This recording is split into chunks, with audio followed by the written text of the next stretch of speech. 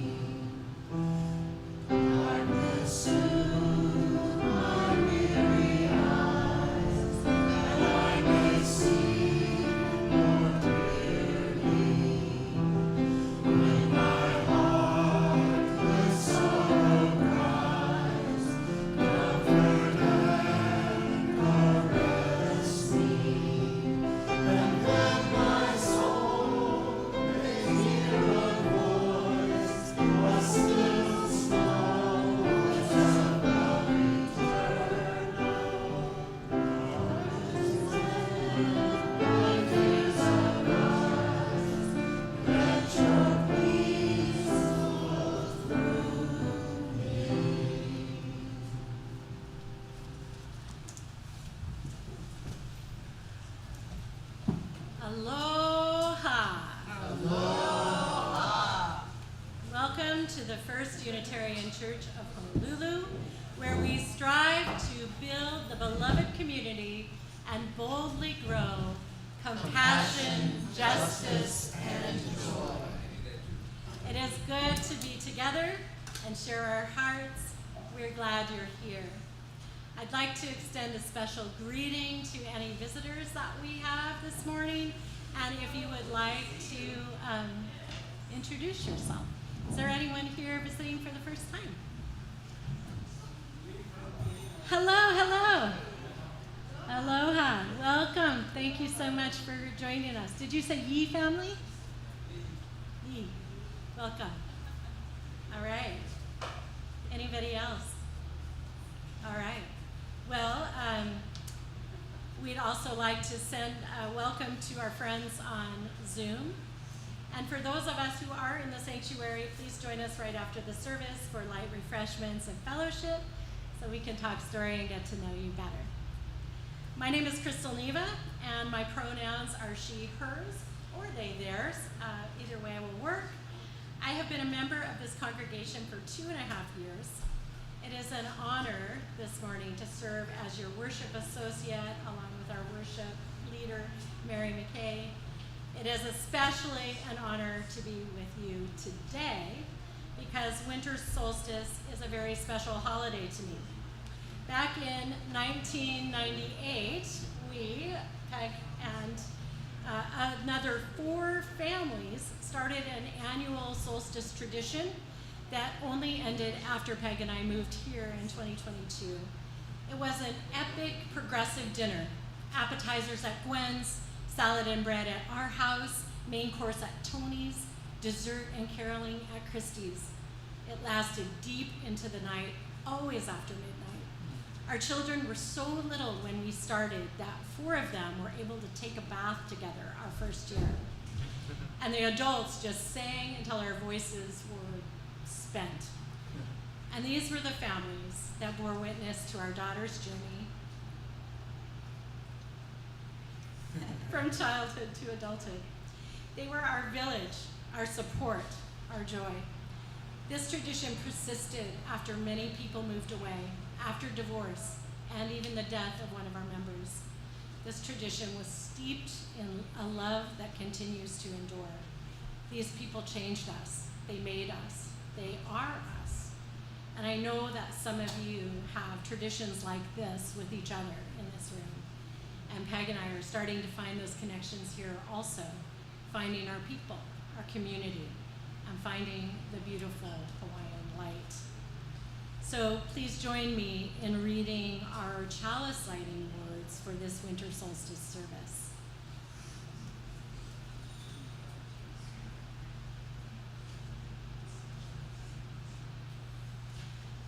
Again did the earth shift. Again did the nights grow short and the days long.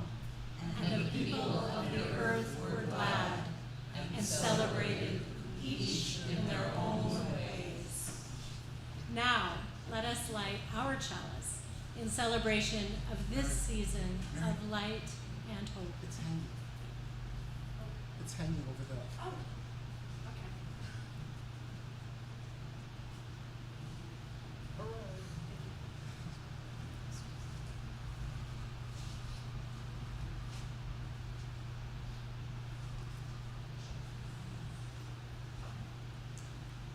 In Hawaii, where the days shorten but remain warm, if wet, the imagery of winter solstice can seem distant as sleigh bells, and yet we too know the rhythm of life and year brings both light and dark, quiet and joy.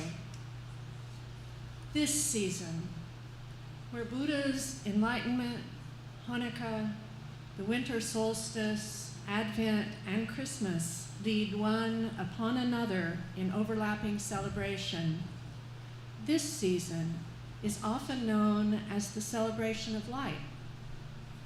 But it might more aptly be described as the season of miracles, of Buddha, a king by birth abandoning wealth for wisdom, of Hanukkah, and the reclamation of the sacred from the profane, of the life-giving sun, and this precious world teetering on the brink of darkness only to return once more and ever again, and the birth of a child. What more miracle could we want? Not in the sense of the supernatural, but in the sense of awe, of wonder, of the immense gifts we are given. In the Christian calendar, this is the final Sunday of Advent, of coming.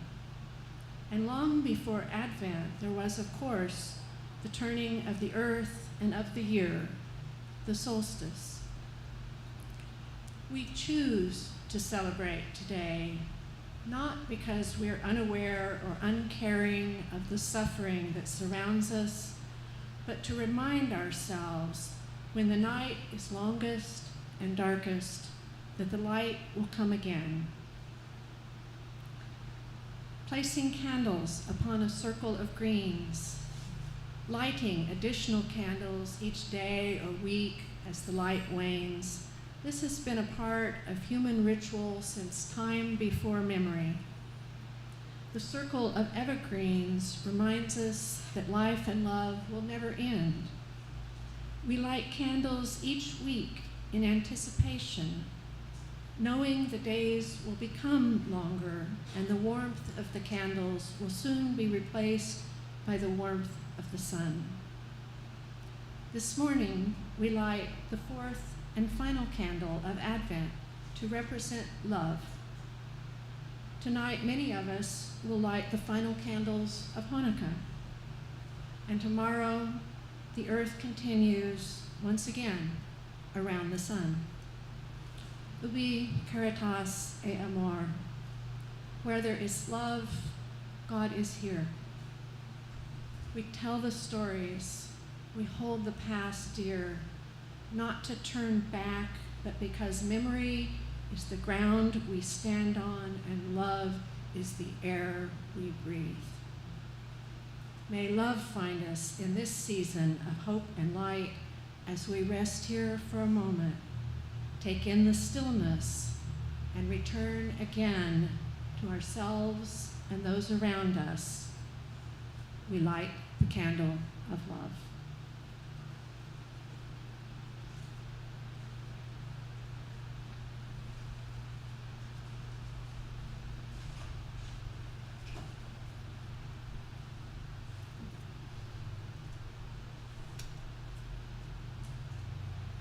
This is a new prayer for Hanukkah by Rabbi Brant Rosen.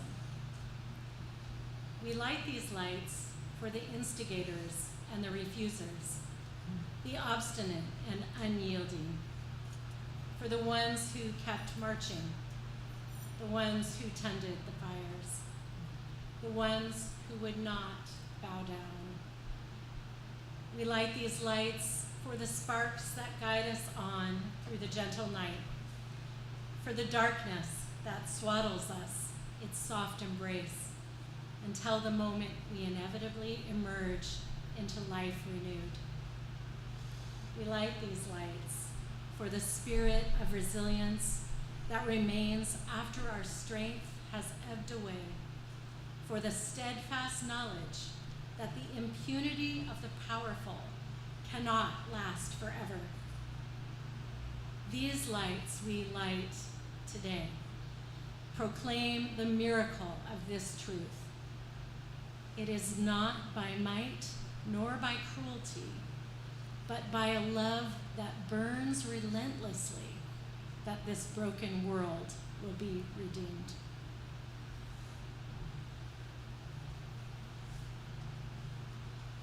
Please remain seated as we sing our mission song.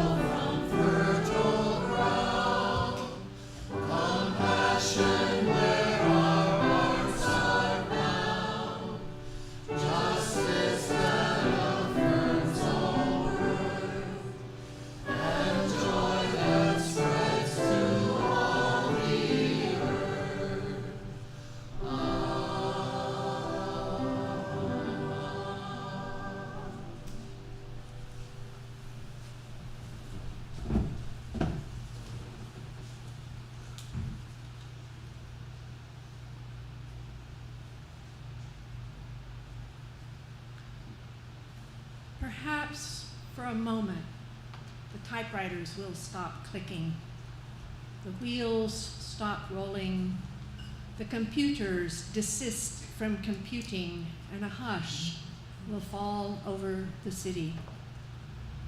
For an instant, in the stillness, the chiming of the celestial spheres will be heard as Earth hangs poised in the crystalline darkness and then gracefully tilts. Let there be a season when holiness is heard and the splendor of living is revealed. Stunned to stillness by beauty, we remember who we are and why we are here. Let this be the time we wake to life like spring wakes in the moment of winter solstice.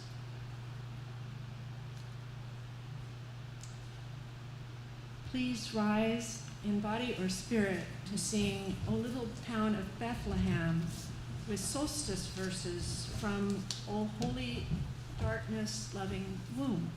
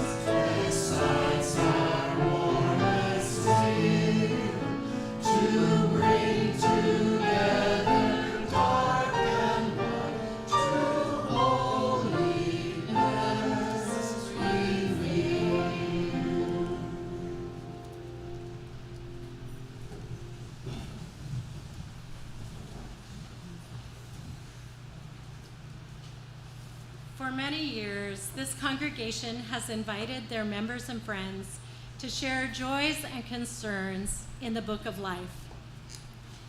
This is our Book of Life, and you are invited to write in it before a service to share something wonderful or something painful that is on your mind. You're also invited to share joys or concerns on our website, and of course, in person with each other, our minister, Reverend Deborah Brond-Upson, and with our care team. Please let us know how we can help. Ours is a sharing community where our joys are amplified, and a caring community where our sorrows are lessened. Today, we have the following concern. Over 71,000 Palestinians have been killed in Gaza, and there's more each day. I know that's not the only concern in this room, and we can think for a moment of our own concerns and the things that are weighing heavily on our mind.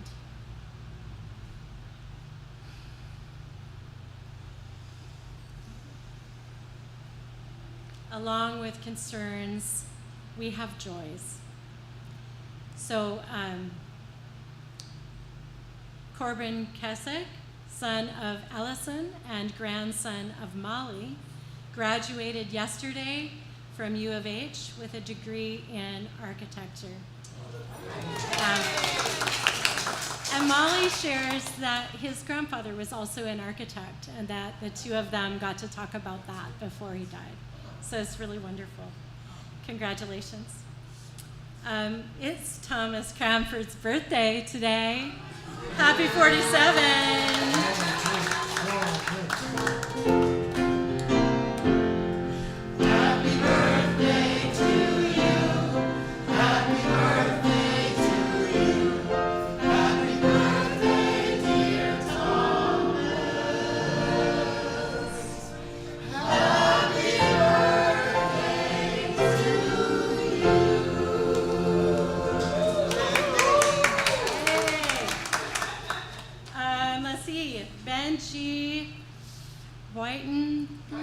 Whiteneck, thank you, who had a bad wrist break 2 months ago, is cleared to surf again. Just in time. All right. I know that there are more joys in your hearts also. So take a moment and reflect on the wonderful things that are in your life today.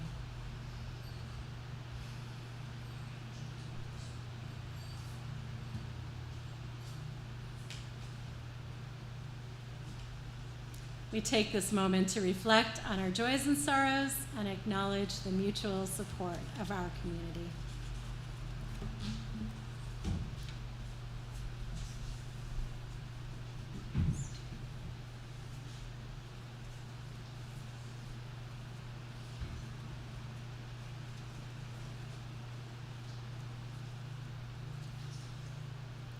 It happens surprisingly fast, the way your shadow leaves you.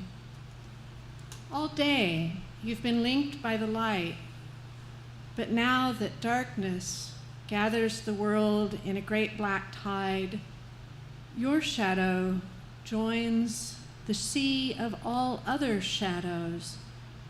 If you stand here long enough, you too will forget your lines and merge with the tall grass and old trees, with the crows and the flooding river, all these pieces of the world that daylight has broken into objects of singular loneliness.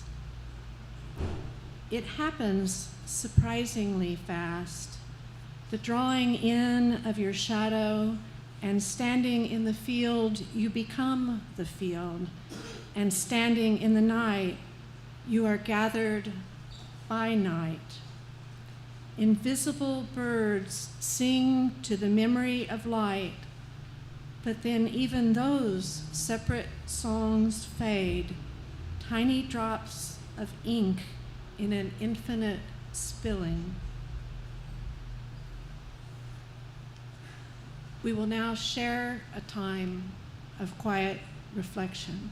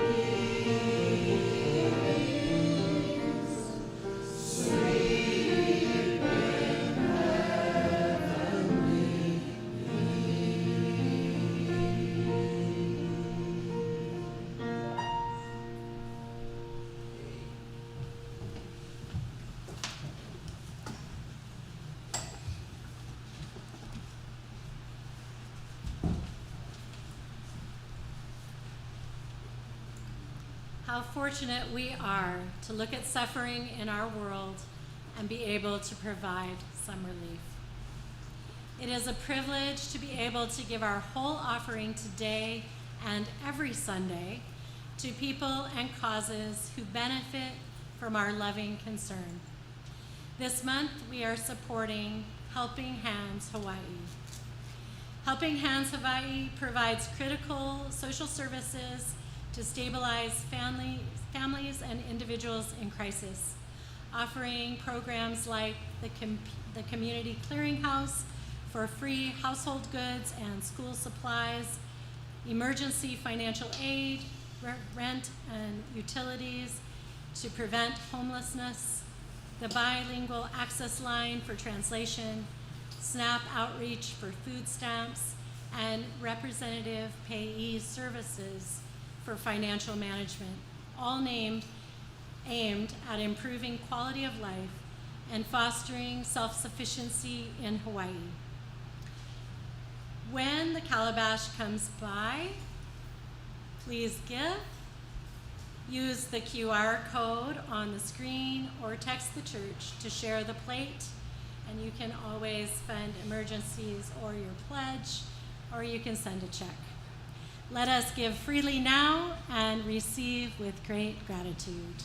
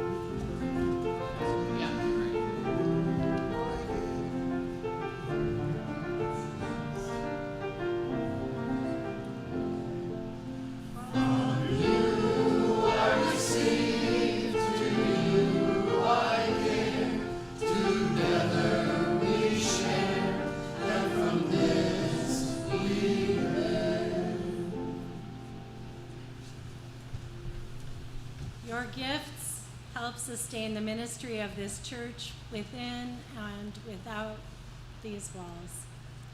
Mahalo nui loa.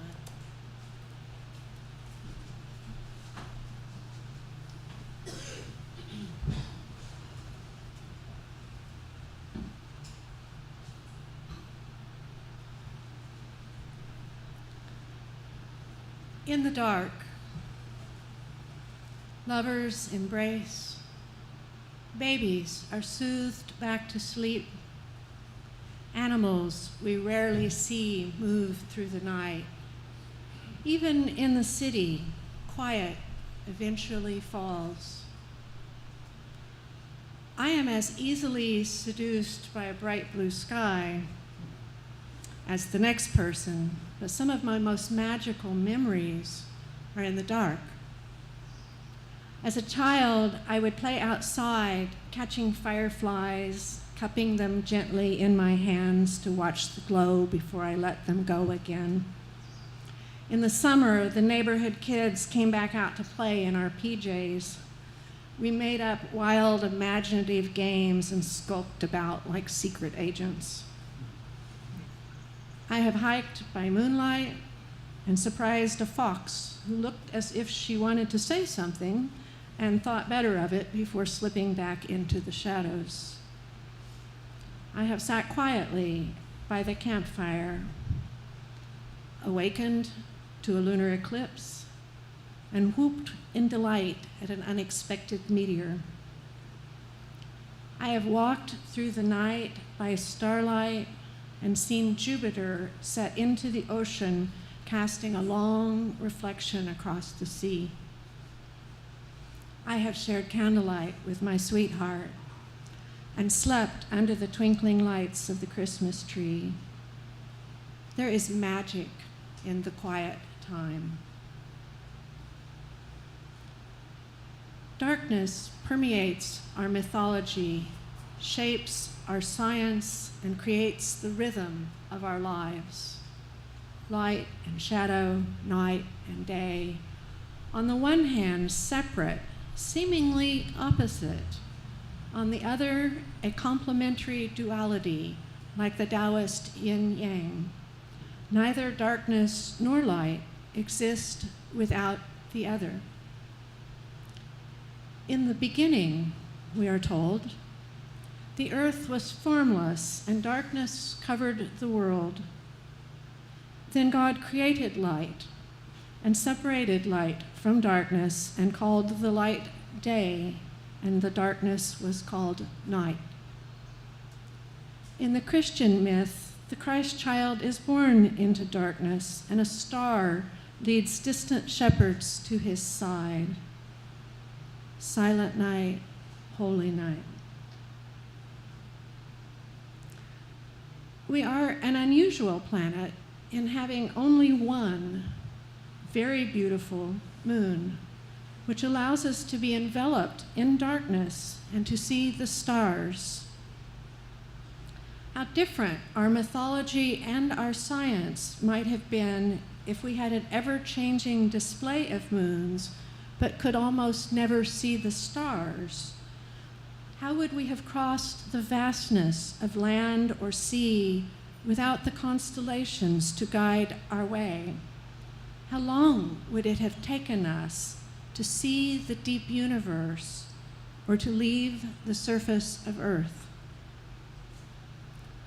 Our one beautiful moon is quite large and pulls the ocean with it, creating tides and tide pools that coaxed our most ancient ancestors out of the sea. The tides create estuaries and their rich diversity of life where river and ocean mingle. Living in ever brighter modern cities, we lose track of the night sky. But we have lived in the dance between light and darkness for a very long time. Evidence suggests early humans learned to control fire 1 million years ago. The first steps of a Faustian bargain that has brought whales to the brink of extinction and so banished the dark that many Americans have never seen our own galaxy, the Milky Way. When electricity went out during the 1994 earthquake in LA, people called 911 asking whether the sudden brightening of the stars and the appearance of a silver cloud, the Milky Way, had caused the quake. Today, artificial light is a constant companion. Darkness is a situation to be remedied, and our ever-beckoning screens are there to help. But we need the dark, not just for sleep, necessary as that is, and intricately connected to creativity, from Keith Richards' iconic guitar riff in Satisfaction to Dmitri Mendelev's discovery of the periodic table of elements, both the product of dreams. We need the dark because darkness makes you pay attention to the majesty of the sky, to the path beneath your feet, to all the other senses and sensations. That unfamiliar, heightened sense of awareness may feel like fear. It may be fear of what cannot be seen and must be honored, including roots to stumble over and creatures of the night. But when we are actually safe, there is a transformation to be had. In the dark, vision, to which almost half our cerebral cortex is devoted, has to share with touch, smell, hearing. Those few times I have been someplace truly, deeply dark, a cave, a photographic darkroom, the tactile dome at the Exploratorium in San Francisco, I am keenly aware of my brain searching for visual cues, trying to see, until slowly the other senses rise up to fill the void. I often close my eyes when listening to music so that my ears have all my attention, or when I'm trying to discern a subtle scent or flavor, or follow a complicated thought. Darkness is rarely so complete. If we were outside with a view of the sky, it's never truly dark. Even on moonless nights, far from city lights, there is starlight and air glow, the luminescence of the upper atmosphere. It's an extraordinary thing to realize how much skylight there is, and that human beings have lived with the knowledge of night for all but the last 150 years. Being in the dark makes me a better Buddhist, because night is not just the absence of sunlight. If I let go of what is missing, I am more present to the gifts of darkness.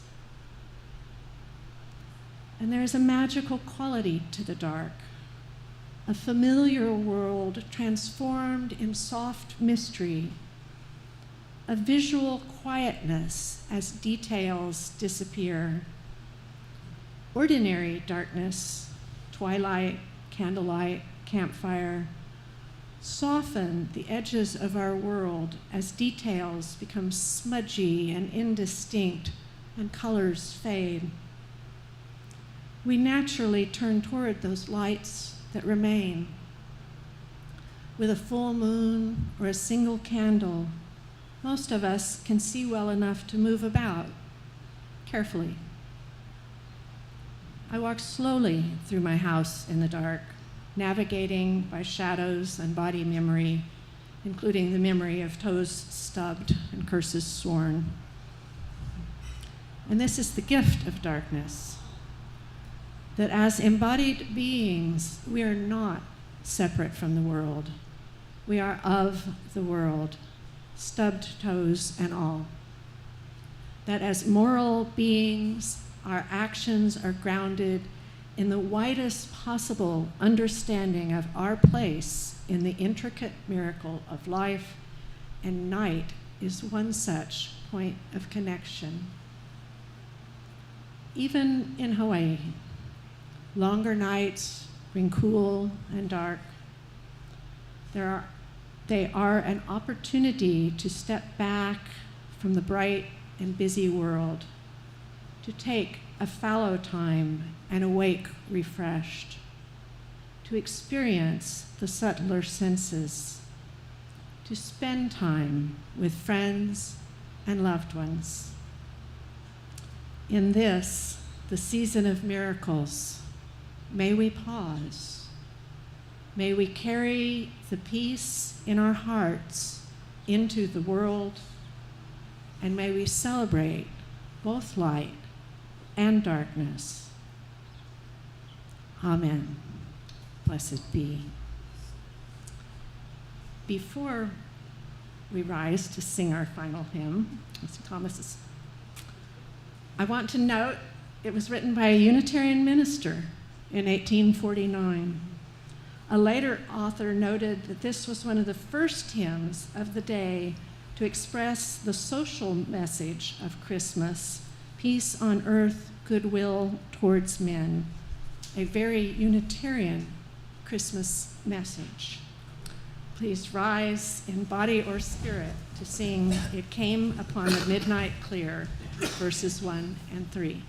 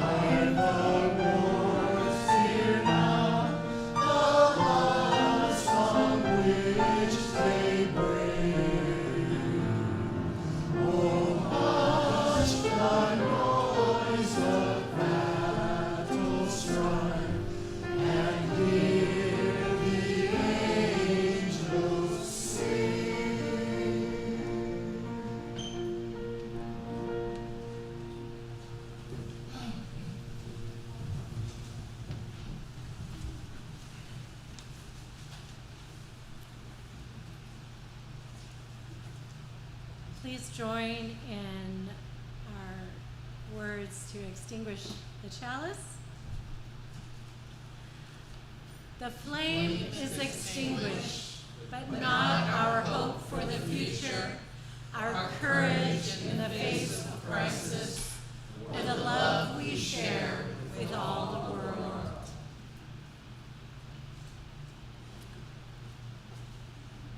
Thanks, Mary. I have some announcements. Please join us this Wednesday evening for our Christmas Eve service. Singing starts at 6, followed by our no rehearsal Christmas pageant and refreshments. So bring some cookies to share or just come as you are. Also, join us next Sunday with Reverend Deborah Bond Upson to honor the new year with a burning bowl. Drop what needs to go and start fresh. Our church's emergency fund could use some replenishment, and Juliet Bapley, church board member and jewelry maker, has brought some of her jewelry for last-minute Christmas presents, and all the proceeds will go to our emergency fund. So jewelry will be in the gallery. Come shop, come support us. I also have a couple of announcements. Francine thus has some social justice announcements for us.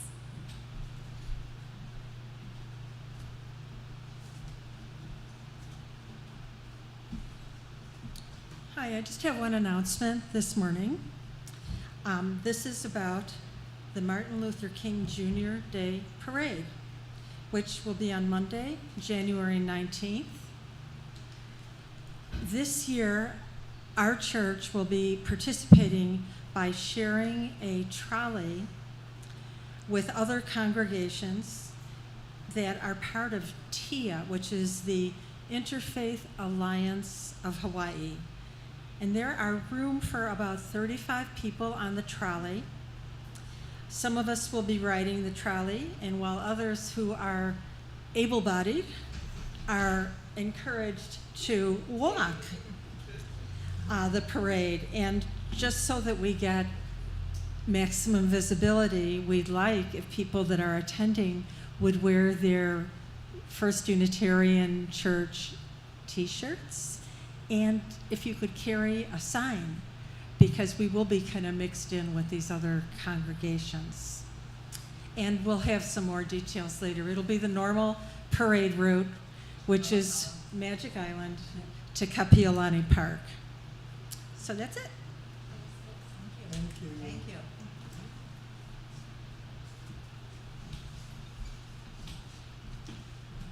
If you have never come to our Christmas Eve, it is a joyful chaos, so come, sing, bring cookies, eat cookies.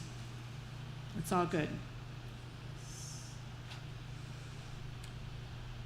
The work of Christmas.